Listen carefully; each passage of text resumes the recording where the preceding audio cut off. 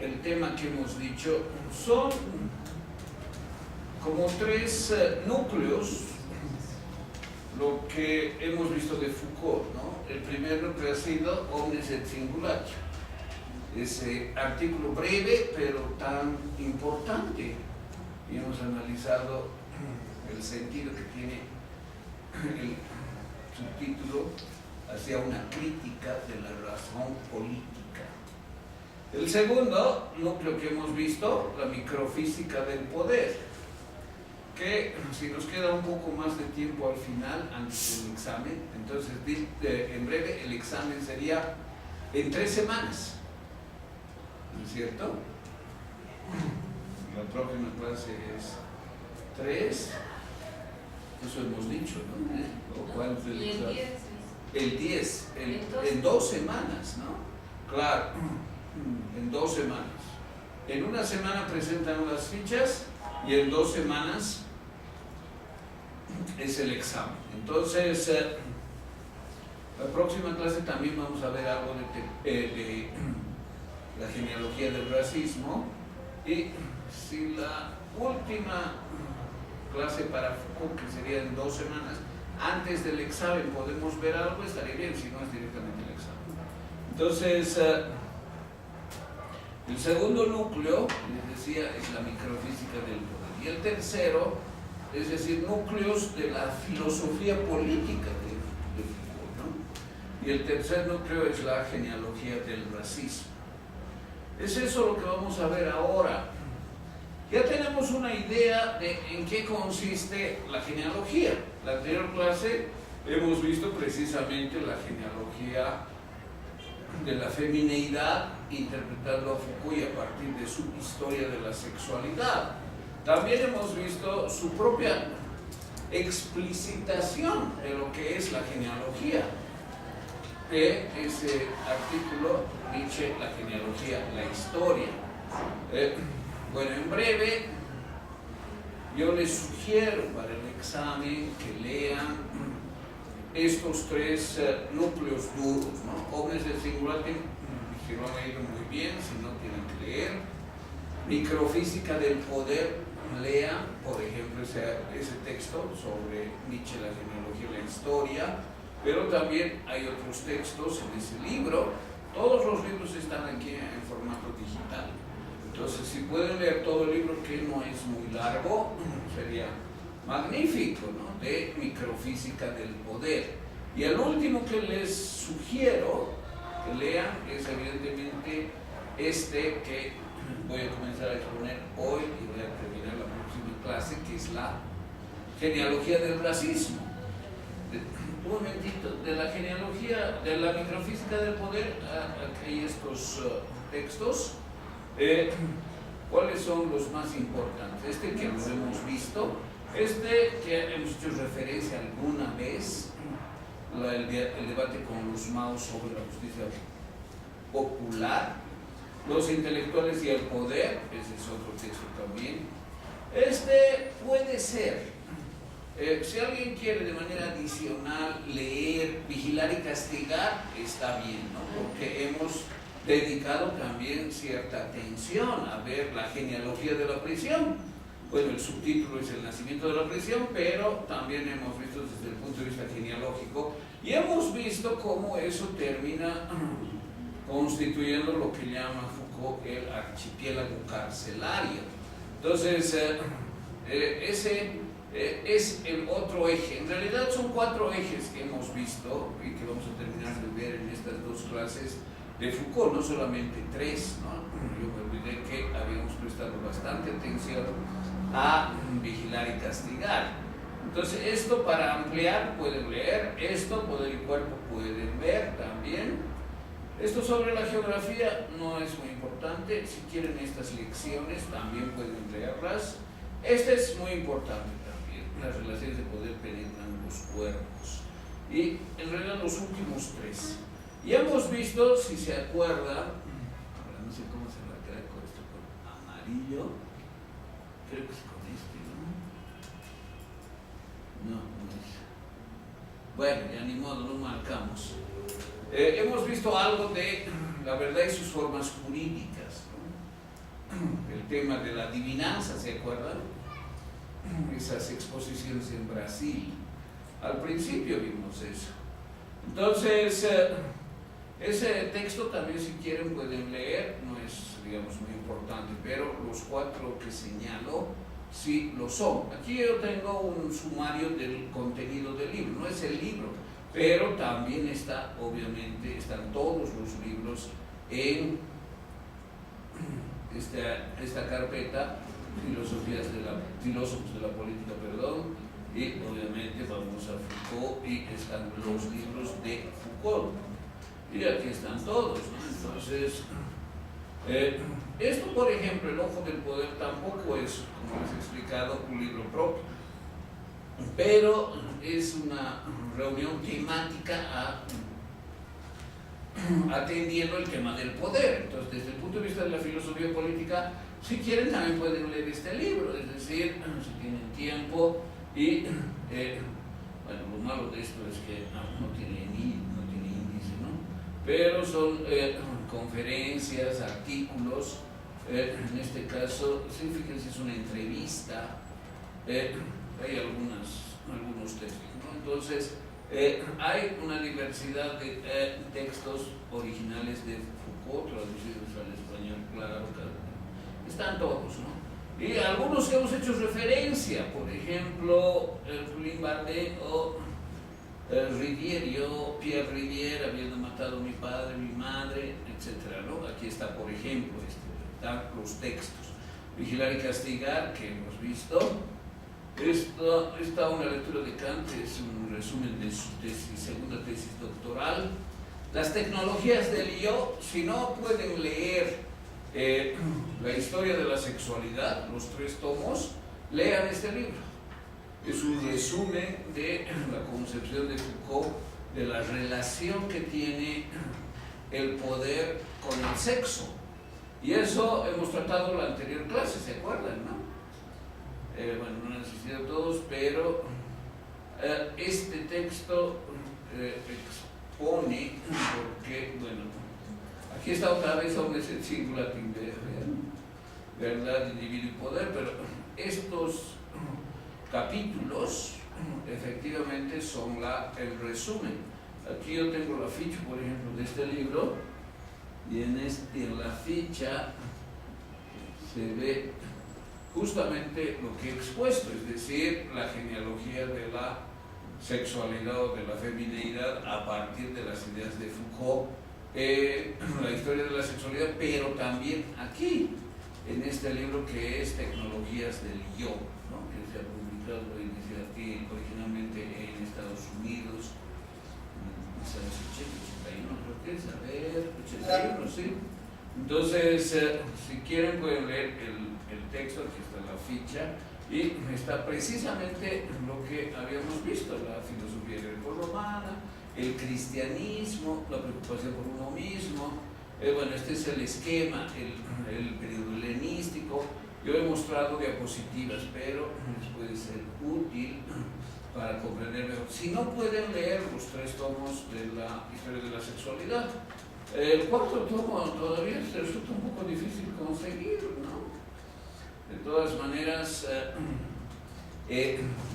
los contenidos del 4º tomo han sido expuestos también en sus lecciones y en parte también en este libro, Las tecnologías del cristianismo, lo que hemos visto, fíjense, las características del control del sujeto a través de la sexualidad, y esto llega hasta el cristianismo. Aquí están las categorías, no hemos prestado mucha atención, pero el contenido fundamental lo hemos visto. Entonces estamos señalando los textos que es recomendable leer. Obligatorio leer por lo menos el primero de Microfísica del Poder, por lo menos el texto de Omnes et Singulatim, que está también en Tecnologías del Yo o La vida de los hombres infames. Y obligatorio leer la genealogía del racismo, que vamos a comenzar a ver ahora. Entonces, los demás, bueno, aquí esta es una obras esenciales, pero los otros están ya señalados, ¿no? Hermenéutica del sujeto, aquí están muchos temas del cuarto tomo de la historia de la sexualidad, que esto es en realidad la publicación de sus clases, y muchas clases que él impartió en el Colegio de Francia le sirvieron de base para escribir el cuarto tomo que recién hace poco se publicó. Entonces, la historia de la locura, no pensaba yo ver eso, pero definitivamente ya no va a haber tiempo. La sexualidad, el tema de la historia de la sexualidad hemos visto, si alguien quiere ver los 3 tomos. La arqueología del saber tampoco, si alguien quiere profundizar sobre el tema de la arqueología. La verdad y las formas jurídicas, también está aquí el libro, como ven. Es decir, están todos los libros en formato PDF y hay algunas sugerencias que les doy de lecturas básicas para esta materia. Es decir, si no lo han hecho ya, háganlas, es decir, hagan las lecturas, ¿no? Y efectivamente, por ejemplo, aquí está lo de la adivinanza que les referí, ¿no? Son las exposiciones, las conferencias en Río de Janeiro, la verdad y las formas jurídicas, las tecnologías del yo, y bueno, estos ya son, estas son las fichas, ¿no? Entonces, en resumen, para tener una comprensión relativamente profunda de la filosofía política de Foucault, que es imprescindible leer lo que hemos señalado. Ahora, leer, por ejemplo, Jean-Pierre Rivière es importante, porque es la dedicación a los marginales, como lo habíamos visto, ¿no? Aquí lamentablemente no está Herculín Bardén, ¿no? Que es este hermafrodita que termina suicidándose. Aquí no está. Pero creo que en el disco yo he incluido este texto. De todas maneras, a ver, permítanme. Pueden ver quienes tienen su computadora si tienen ese libro, Herculín Bardén, que es este caso de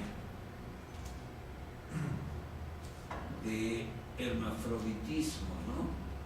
A ver, tal vez tenga aquí.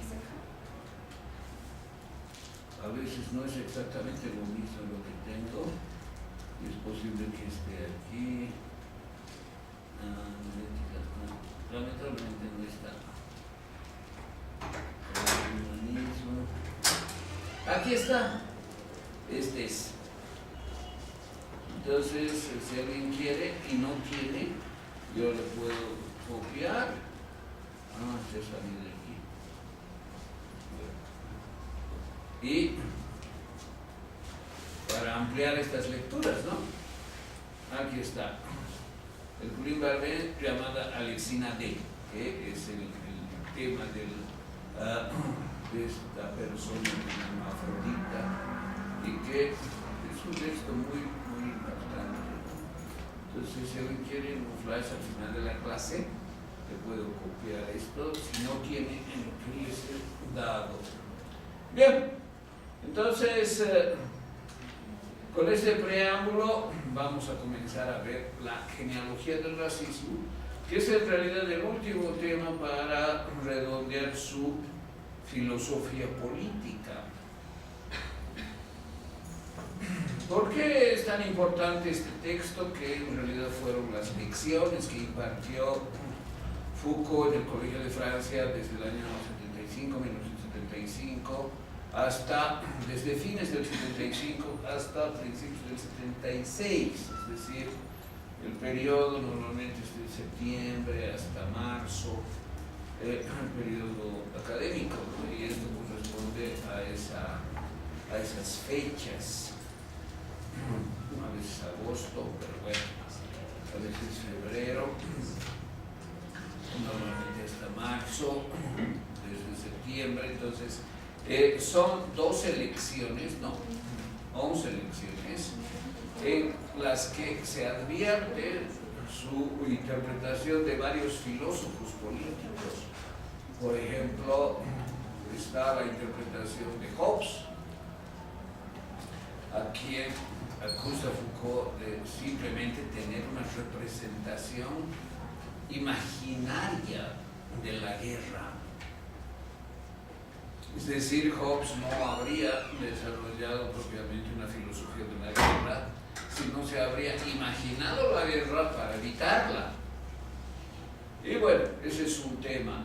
Otro tema importante es la concepción de la relación entre el poder y la guerra. Es decir, qué importancia, qué papel tiene la guerra en el establecimiento del poder. Y la concepción de la política como continuación infinita de la guerra. En esto también interpreta Foucault a Clausewitz. Entonces, hay varios temas, estos que les señalo. Al final hay también una interpretación de Foucault de las tres grandes corrientes ideológico-políticas del siglo XX, que son el liberalismo, el nazismo y el socialismo. Entonces, estos temas son evidentemente de carácter político, es la filosofía política en su núcleo bastante duro, como son estas interpretaciones sobre Hobbes, nuestras interpretaciones de Hobbes, de Clausewitz y de otros filósofos alumbrados, por decir así, con la luz de la visión Foucaultiana. Bien, entonces aquí he escrito el abstract, que es una presentación general.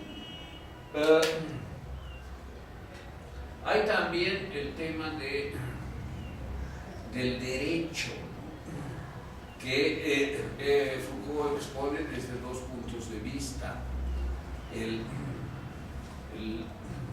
primero es concebir al derecho a partir de una concepción naturalista y racionalista vinculada a la Ilustración. ¿Qué es la justicia? La justicia es algo que se establece de manera universal, de manera racional y que concierne a fijar condiciones y pautas para señalar lo que es equitativo, lo que supone el castigo, por ejemplo, por el delito, y lo que supone políticamente la justicia distributiva.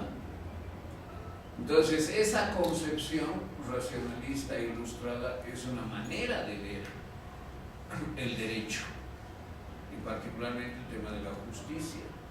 Y la otra forma que Foucault piensa que es la que ha prevalecido en la historia y en las sociedades es una concepción que él llama histórico-política, que concibe que es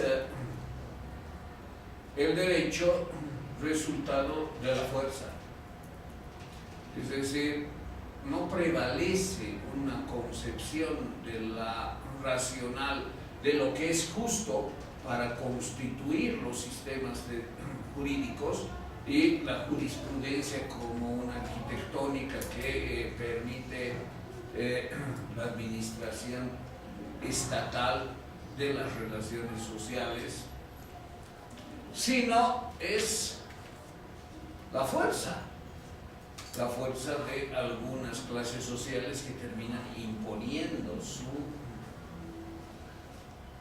sus intereses y construyendo sistemas jurídicos positivos que en definitiva les favorecen. Esta tesis tiene un origen ¿en quién? ¿En qué autor? ¿Quién dice lo mismo sobre el derecho? El derecho no expresa la razón ni la ilustración sobre la justicia, sino expresa los conflictos entre las clases sociales. Marx, muy bien.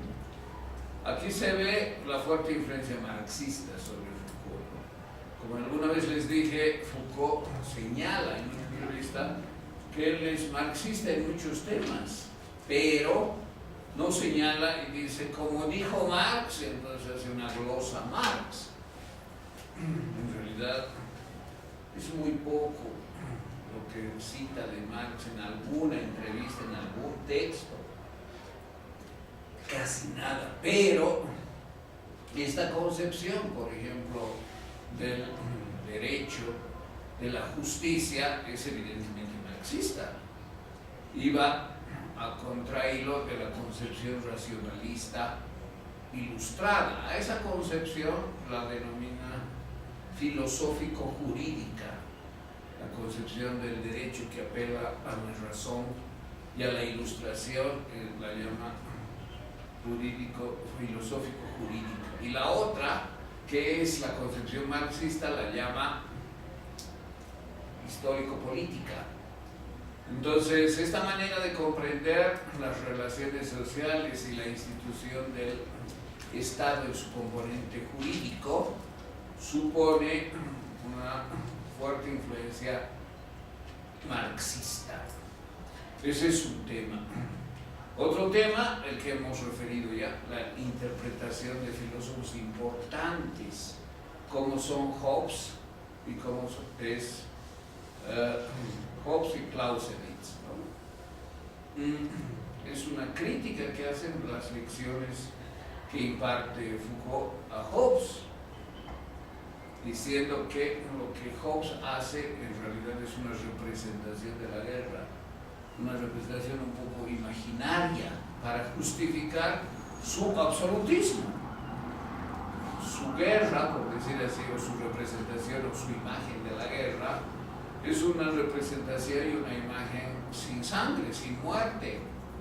Es una imagen abstracta para generar terror hacia la guerra y por lo tanto justificar la concentración monopólica del poder en el soberano, que además de tener las leyes, establecer por propia voluntad lo que cree que es justo, el soberano además tiene el monopolio de la fuerza militar. Por lo tanto, Hobbes lo que hace no es hablar de la guerra en sentido histórico-político, sino en sentido abstracto, creando una representación arbitraria de la guerra, totalmente ficticia. Y Clausewitz en realidad no lo critica, sino lo extrema.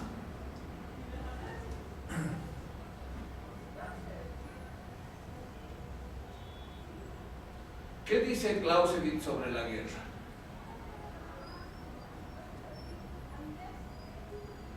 ¿Alguien sabe esa famosa frase? La guerra es la política por otros medios. Sí, muy bien, Diego. La guerra es la continuación de la política por otros medios. Excelente. ¿Qué crees que dice Foucault? Invierte. Sí, La y política dice es la guerra por otros medios. la política es la continuación de la guerra por otros medios. Muy bien, Diego. Fíjense lo importante de esta inversión, ¿no? ¿Cuál es la concepción de Clausewitz? La concepción de Clausewitz es que, bueno, si políticamente no se resuelven los problemas, se llega a la guerra, que es el enfrentamiento armado, para resolverlos. Entonces, la guerra es la continuación de la política, es el conflicto. Y el conflicto no se resuelve, diríamos, civilizadamente, llegamos a la guerra, que es ya el extremo del conflicto. Entonces, es la más alta intensidad del conflicto. Esa es la concepción de Clausewitz, ¿no? ¿Y qué dice Foucault? Foucault dice, no es que la política es el escenario normal de la relación de conflicto, de intereses, de posiciones, de partidos, de clases o de lo que sea. Y que la guerra termina siendo el extremo de ese conflicto no resuelto. No, es al contrario. La política es la continuación de la guerra por otros medios. Y claro, ¿eso qué significa? Significa que lo que establece las pautas de relaciones políticas son hechos de guerra. Es decir, para que haya un escenario de enfrentamiento político, hubo antes una guerra que definió ese campo de enfrentamiento. Entonces, la guerra define el enfrentamiento político. Y no es que es el extremo del conflicto, sino es el principio del escenario, de establecimiento del escenario de los conflictos. Entonces, hay expresiones muy enfáticas, ¿no? La guerra existe en la filigrana de la paz. ¿Qué quiere decir eso? Que la paz es volátil, que la paz no es algo estable, regular y que fundamenta las relaciones políticas, sino al contrario, la guerra es la que establece las condiciones de la política.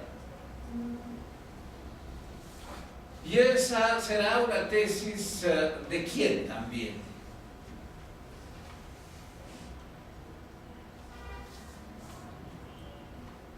Bien marxista. Marx también, no es marxista, claro, si analizamos es Marx. Porque Marx no establece que la política sea el consenso que beneficia a todos por nuestra habilidad para negociar. No, eso no es la política. La política es, al contrario, la expresión del enfrentamiento. Y la célebre frase de Marx,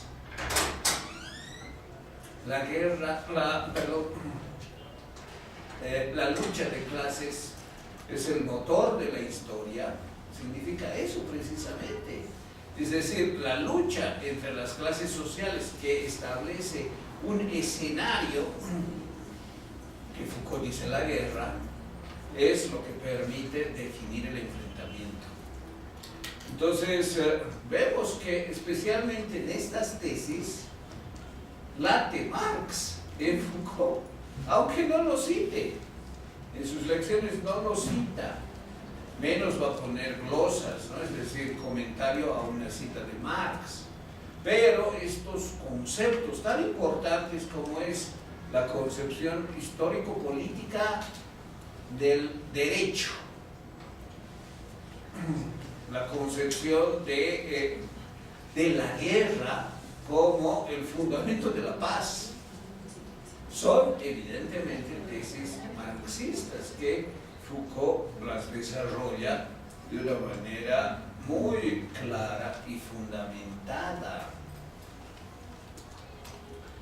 Bueno, y el otro tema importante que señalamos también acá en este abstract es la similitud que Foucault establece en filosofías políticas que aparentemente son tan distintas como es el liberalismo, como es el marxismo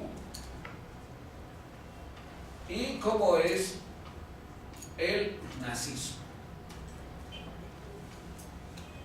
¿Habrá alguna similitud entre estas concepciones filosóficas, entre estas ideologías políticas, entre estas prácticas? ¿Habrá alguna similitud?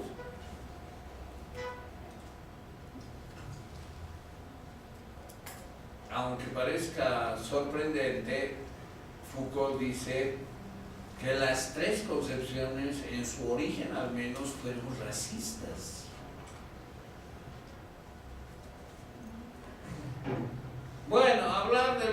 racismo en el nazismo a nadie sorprende, ¿no? Eso es bastante usual.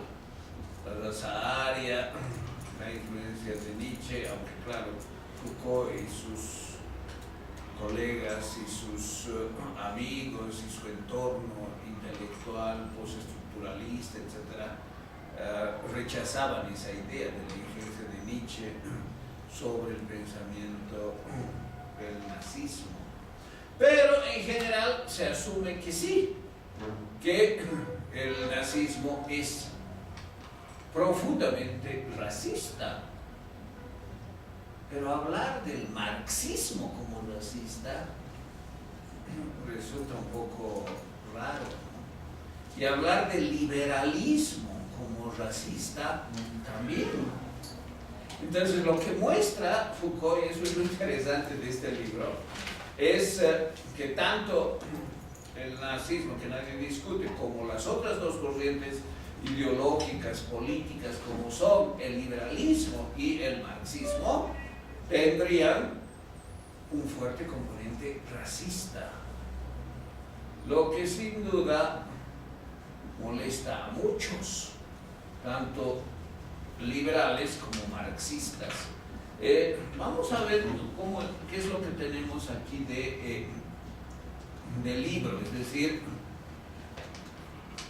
les he señalado que les he sugerido que lean La genealogía del racismo. Esta vez lo van a hacer, pero quiero ver que hay en realidad dos libros aquí que pueden leer que es sobre lo mismo.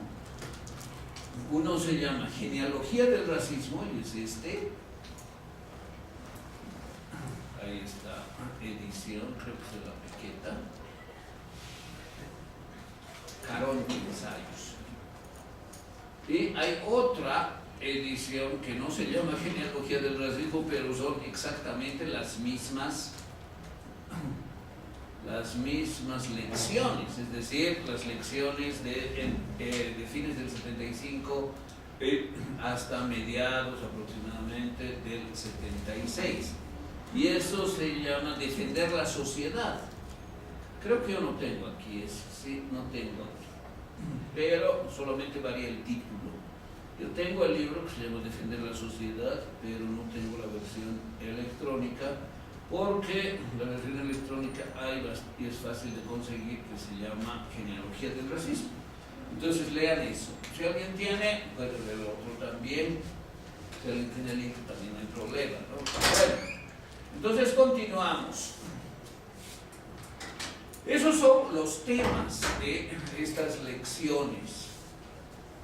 La problemática de la paz y la guerra, la existencia de la paz en el contexto y con el fundamento de la guerra. La crítica a Thomas Hobbes, que tiene una filosofía política absolutista. La, diríamos, extrema interpretación o posición de Foucault, que lleva al extremo a Clausewitz, invirtiendo su célebre frase: la guerra es la continuación de la política por otros medios. Es la frase de Clausewitz, y Foucault la invierte. Y después la concepción del derecho, de la justicia, a partir de esta visión marxista, aunque no declarada, pero sí marxista, de Foucault, que él mismo la denomina histórico-política,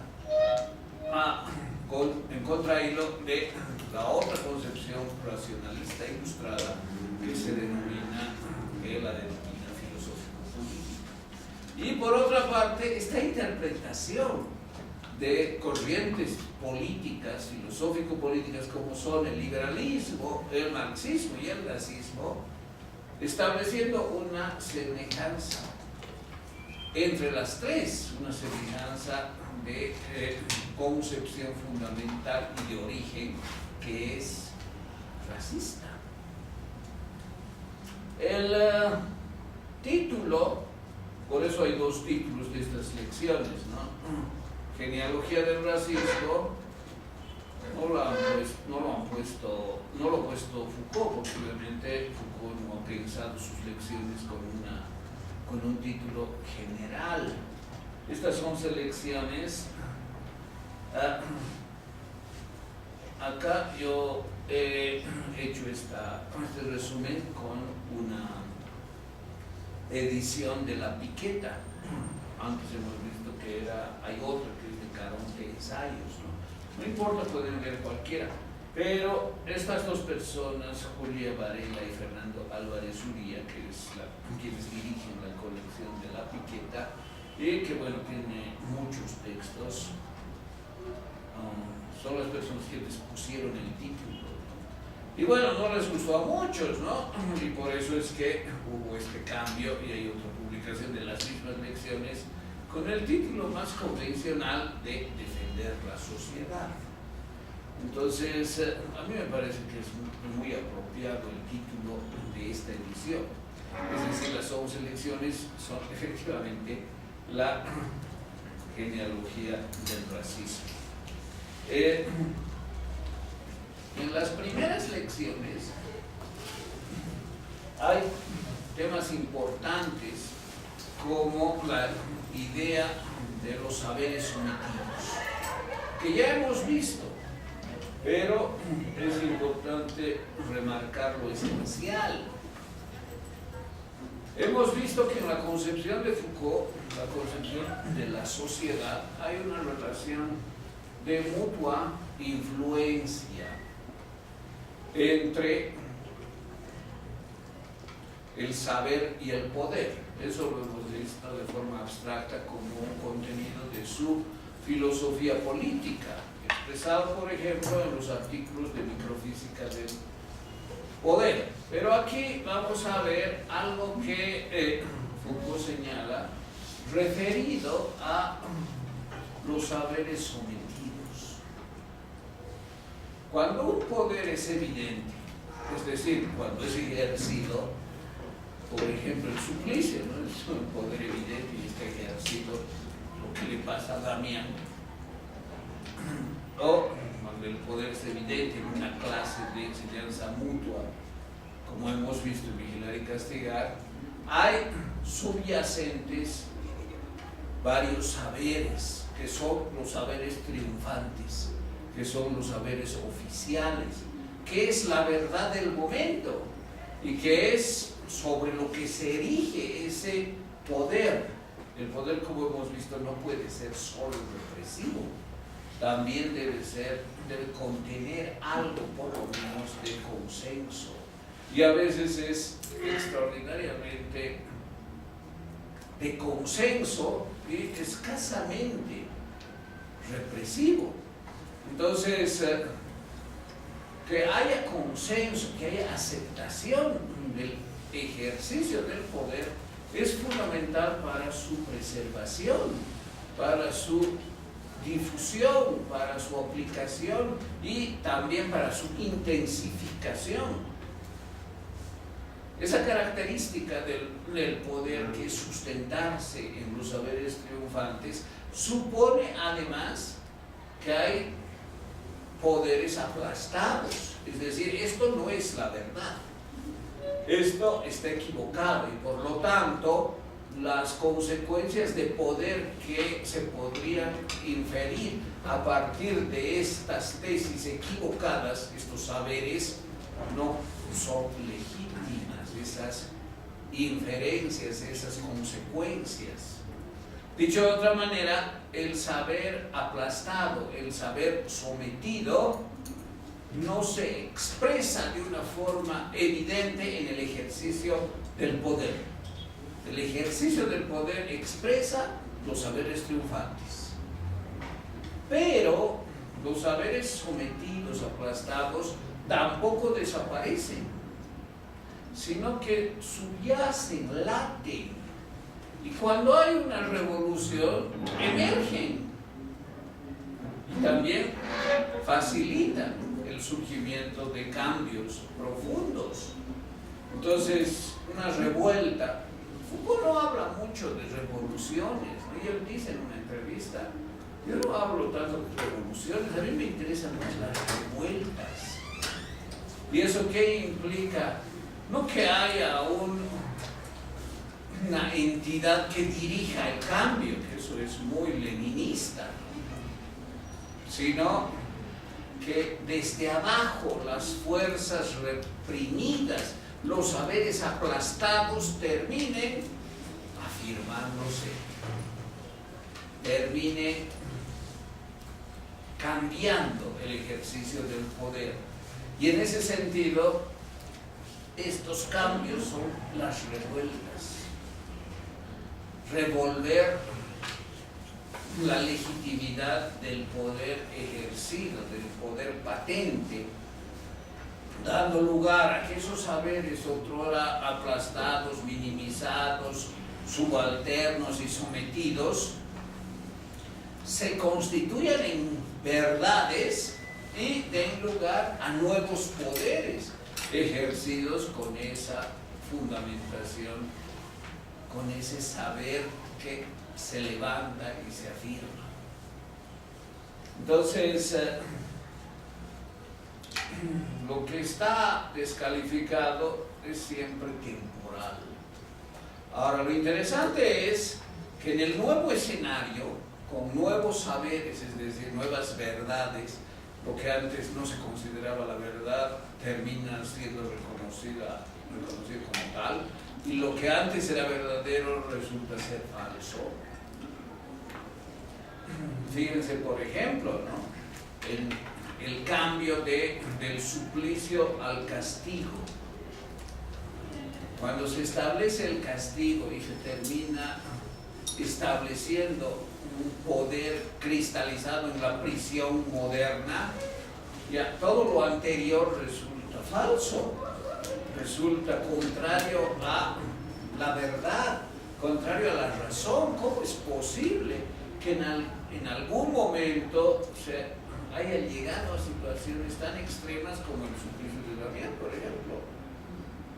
Entonces, el cambio de poder supone también el cambio de saber, es decir, una transformación en el régimen de verdad, es decir, lo que se considera verdadero. Solo puede ser aceptable el suplicio de Daniel en un régimen de verdad que establece, por ejemplo, el absolutismo, es decir, que establece que el poder se concentra en cuanto a su ejercicio en leyes y en fuerza coercitiva en el rey, y es su voluntad aplicar situaciones tan extremas como el suplicio. Entonces, esta manera de entender que el poder responde siempre a un saber que se asume como verdadero, aunque haya otros subyacentes que complotan contra ese saber y están aplastados por el saber oficial, por el saber triunfante, supone también una comprensión de las transformaciones de poder, es decir, de los cambios que implica modificar el ejercicio del poder, por ejemplo, en el suplicio, y el ejercicio del poder en una cárcel moderna.